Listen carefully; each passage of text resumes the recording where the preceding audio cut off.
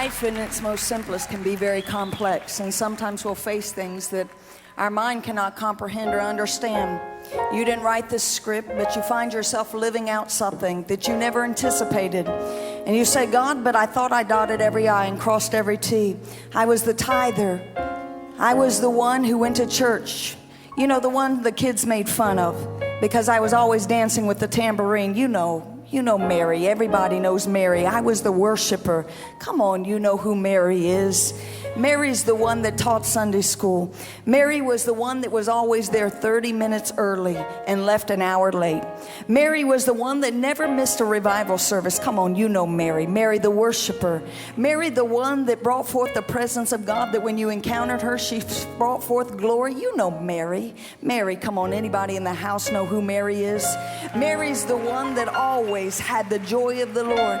But suddenly life hit her upside the head with something that she didn't understand. And just like Mary, whose brother Lazarus died, we find ourselves in unexplainable situations. Maybe it's a death.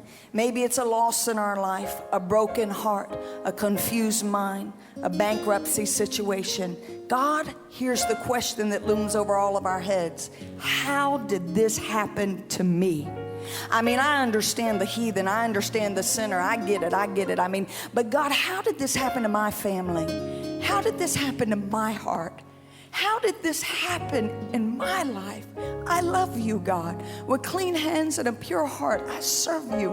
I worship you. I know I don't have it all together. There are issues in my life. But I certainly didn't anticipate this and don't understand it. Have you ever found yourself facing life? Living for God, but facing something.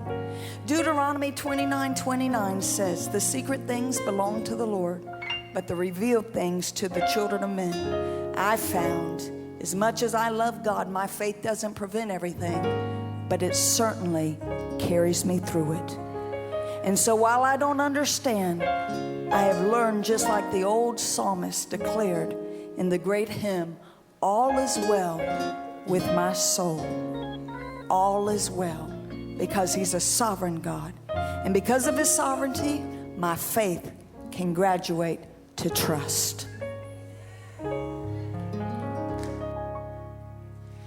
Even though we don't understand it, the Father does all things well. The Father does all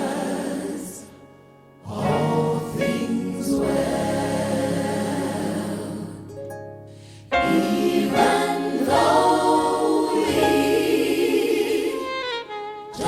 we don't understand it,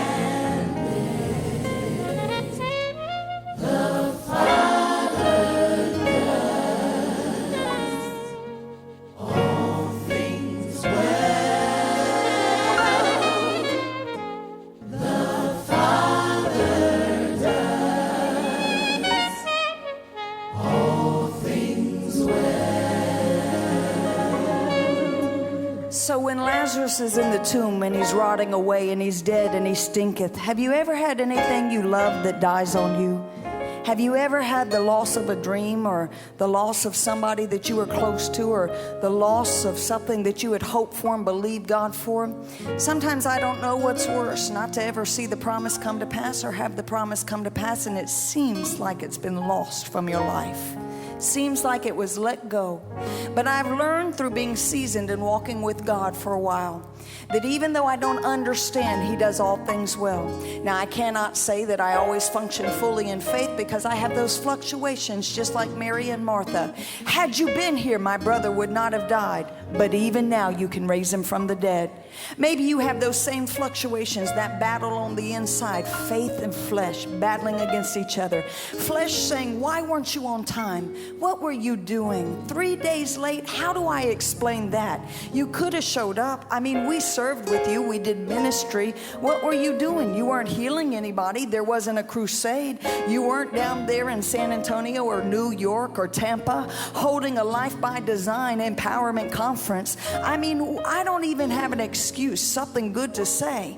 I don't understand. I don't understand. Flesh looking at the situation, saying it doesn't make sense. Friends saying, where is your God now? Family saying, does this thing really work? Church members looking at you questioning. But something on the inside of me says, even though it's dead, I believe that you are resurrection life. And even though it's hopeless, and even though it's helpless, and even though everybody has forsaken me and given up, and there seems like there is no tomorrow, even now I will trust the Lord. I don't understand it, but this one thing I know, here's what's going to separate the saints from the ain'ts and the men from the boys.